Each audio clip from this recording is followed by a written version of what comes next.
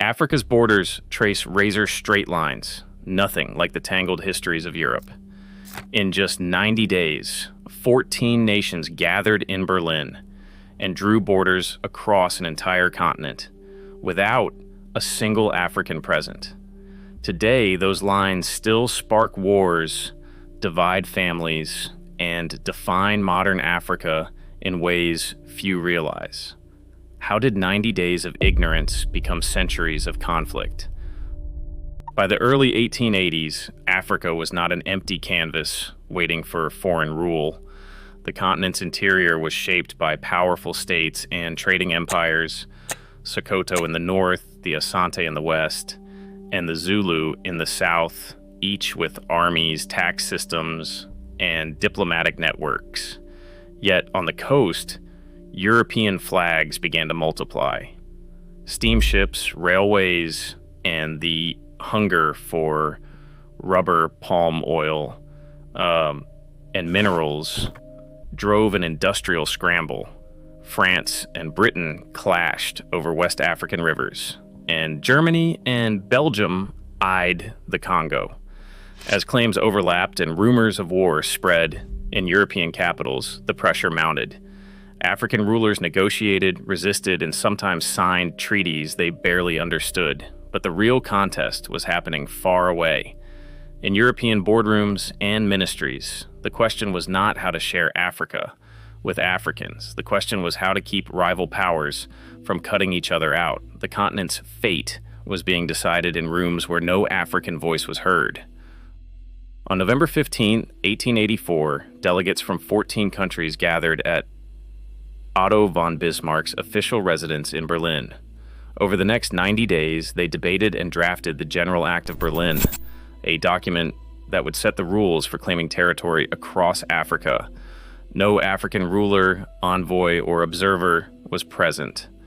The conference room echoed with the voices of diplomats from Germany, Britain, France, Belgium, Portugal, and others, each determined to secure their own interests. The General Act required any power claiming African land to prove effective occupation, not simply planting a flag, but establishing authority and administration.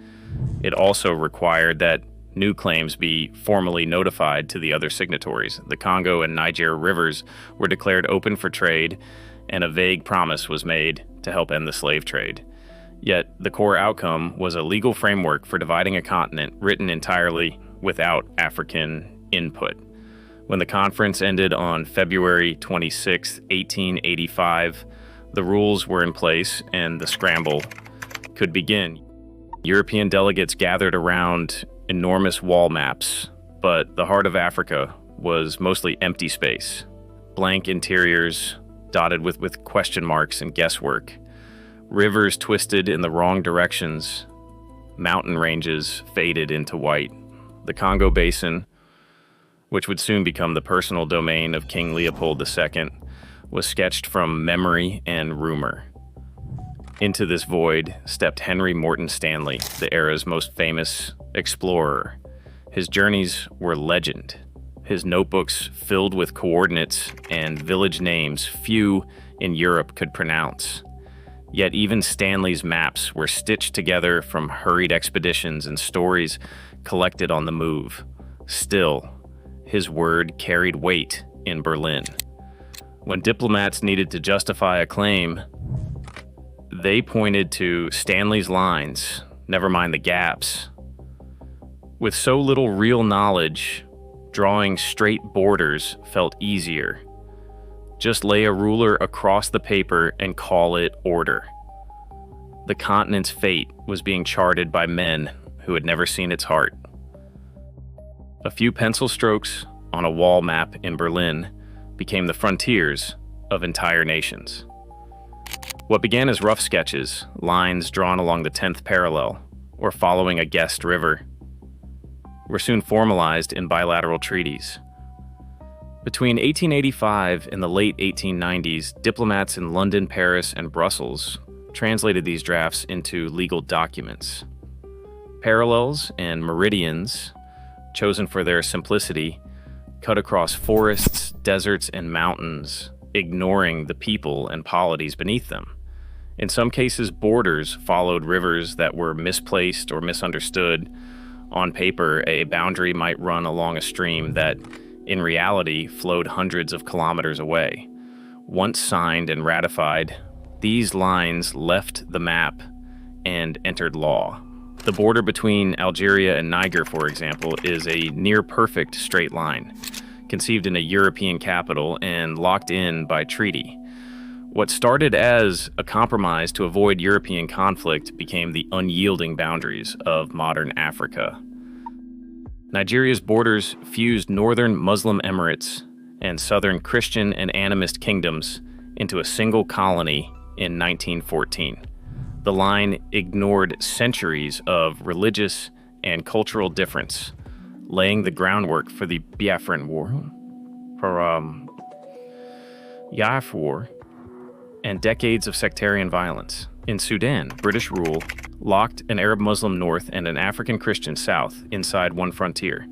2 civil wars and millions of deaths later, that division became the border between Sudan and South Sudan. The Congo's boundaries, granted to Leopold II by European signatures, forced over 200 ethnic groups into a vast, unstable state. In Rwanda, colonial powers froze social categories into rigid ethnic identities, setting the stage for genocide. These borders became the scaffolding for conflict on a continental scale. In July 1964, African leaders met in Cairo and made a decision that would echo for generations. The Organization of African Unity declared that the borders inherited at independence would remain fixed, no matter how arbitrary.